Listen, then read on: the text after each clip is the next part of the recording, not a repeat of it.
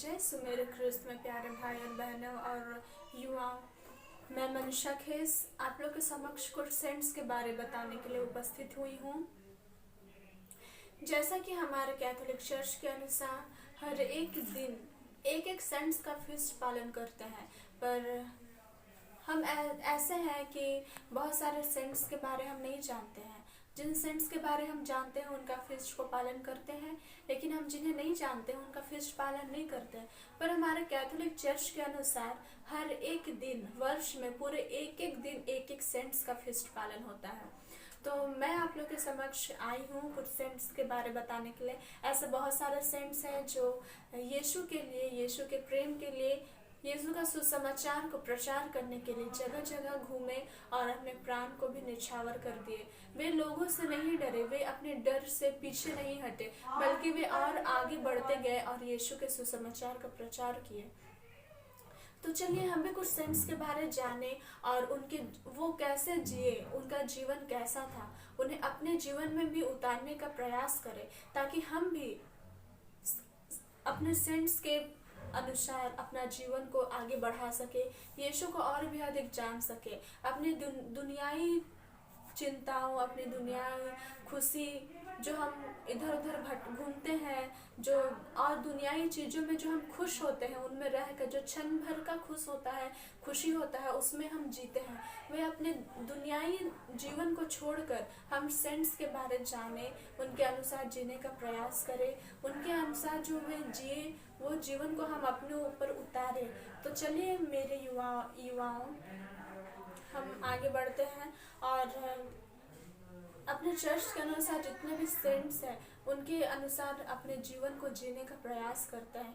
क्योंकि जो सेंट्स थे वे कहीं से नहीं आए थे, वे अलग दुनिया के नहीं थे, वे हमारे ही बीच में रहे, हमारे बीच में ही पले बढ़े, लेकिन वे यीशु की ओर ज़्यादा ध्यान दिए, यीशु की ओर आगे बढ़े, यीशु के प्रेम को पहचाने, उनका दुख को अपने जीवन में उतारे, यीशु को सबसे अधिक यीशु को प्यार किए और यीशु को ही अपने जीवन में स्थान दिए।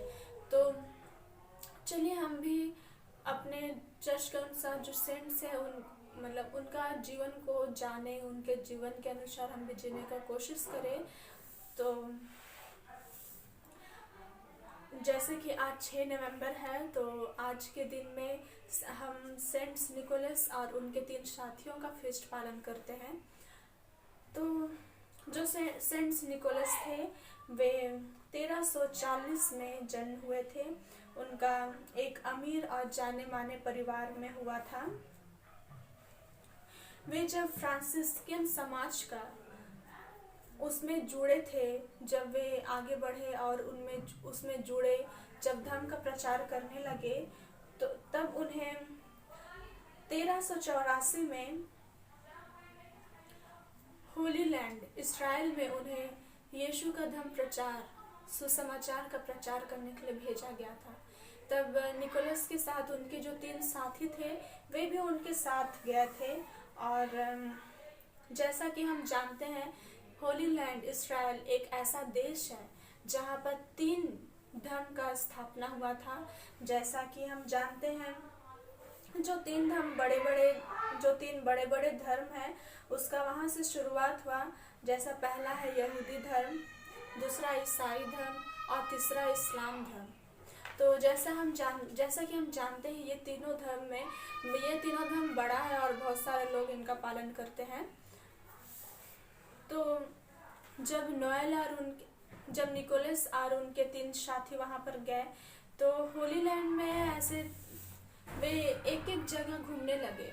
वे सारे जगह को घूमे, सारे जगह में देखे और सभी जगह में ईसा के सुसमाचार का धर्म प्रचार किए, उनके सुसमाचार का प्रचार किए। उसका जब वो वहाँ पर रहने लगे तो यीशु का सुसमाचार का प्रचार करते करते वे हर एक जगह में घूमे। उसके बाद जो वहाँ पर रहने वाले जो ईसाई धर्म थे, ईसाई धर्म को जो पालन करते थे, जो ईसाई ख्रिस्ती भाई बहन थे, उनका सेवा सत्कार करने लगे और उनका सेवा करने के साथ साथ वे अरबिक सीखने लगे। और इसी दौरान इसी दौरान जो उनके 3 दोस्त थे, उनके साथ जो उनके साथी थे, वे 1391 में जो उनके 3 साथी थे उनका नाम इस प्रकार है। पहला तो निकोलस थे, दूसरा डियोटस और पीटर और स्टेफन। ये लोग सब मिलकर वहाँ पर घूमकर यीशु का सुसमाचार प्रचार करते करते एक दिन वहाँ पर जो मस्जिद था वो मस्जिद में भी गए और वहाँ पर यीशु का धर्म प्रचार करने लगे। उसके बाद फिर ऐसे यीशु का सुसमाचार को प्रचार करते करते स्टेफन, निकोलस और उनके तीनों साथी लोग जो वहाँ पर मुस्लिम भाई बहन लोग उपस्थित थे, वो लोग को अब मतलब कि यीशु के सुसमाचार को अपने जीवन में ग्रहण करने के लिए और क्रिस्तीय भाई बनने के लिए उन्हें लिखित रूप से मतलब कि उन्हें उन लोगों को मतलब सीधे तरीके से क्रिस्तीय भाई बनने के लिए मजबूर करने लगे। तो इसी कारण से वहाँ पर जो मतलब कि मुस्लिम भाई के मतलब मुस्लिम लोग के जो सबसे बड़े वहाँ के जो थे, जो ऑफिशियल लोग थे, तो उन लोगों तक ये बात गई और जो मुस्लिम ऑफिशियल थे उनको अरबिक में कादी कहा जाता है। तो ये लोग जो निकोलस और उनके तीन जो साथी थे, वे लोग उनसे मिलने के लिए गए वहाँ पर। तो वहाँ पर जो ऑफिशियल मुस्लिम ऑफिशियल थे जिन्हें कादी कहा जाता था, वे उनसे ये निकोलस और उनके तीन दोस्त लोग मिलकर उसे लिखित रूप से मतलब ये कहने लगे कि जो जितने भी मुस्लिम भाई बहन हैं उन्हें यीशु के सुसमाचार को अपनाना पड़ेगा, उन्हें ग्रहण करना पड़ेगा। तो इसी कारण से वे जो मुस्लिम ऑफिशियल थे, जो कादी लोग थे और जो लोग बड़े बड़े लोग थे, वो लोग निकोलस और उनके 3 साथियों को कारागृह में डाल दिया था, उन्हें जेल में उन्हें बंदी बना दिया था। तो फिर बंदी बनाने के बाद ये लोग ऑफिशियल लोग और जो बड़े बड़े लोग थे, वो लोग निकोलस और उनके 3 साथियों को बाध्य करने लगे कि जो तुम अपना ये जो वचन दिए हो, जो लिखित रूप से वचन दिए हो, उसको तुम वापस ले लो। पर निकोलस लोग ऐसे थे, यीशु को इतना प्यार करते थे और यीशु में इतना श्रद्धा रखते थे कि वे लोग नहीं डरे, उन लोगों से नहीं डरे और अपना ये जो वचन दिए थे, जो लिखित रूप से जो दिए थे, उन्हें वापस लेने से साफ इनकार कर दिया। तो फिर इसी कारण से जो वहाँ के कादी लोग थे, वे लोग सबों के सामने निकोलस और उनके तीनों साथियों का सिर को कलम करके उन्हें मार डाल दिया गया था। तो फिर निकोलस के मरने के बाद और उनके साथियों को 1917 में संत घोषित किया गया था। और जो जितने भी लोग थे फ्रांसिस्कन समाज में जो लोग ज्वाइन हुए थे, जो धर्म प्रचार करते थे, जो धर्म का सेवा करते थे, तो उनमें से कोई भी ऐसे लोग नहीं थे जो यीशु के लिए अपना प्राण न्यौछावर किए थे या कुछ। तो फिर उन लोगों में से ऐसे ये निकोलस और उनके 3 साथी ही ऐसे थे जो यीशु के लिए, यीशु का धर्म को प्रचार करने के लिए घूम घूम कर यीशु का धर्म को प्रचार किया और यीशु के लिए अपना प्राण को न्यौछावर कर दिया। तो इस तरह मेरे युवाओं, हम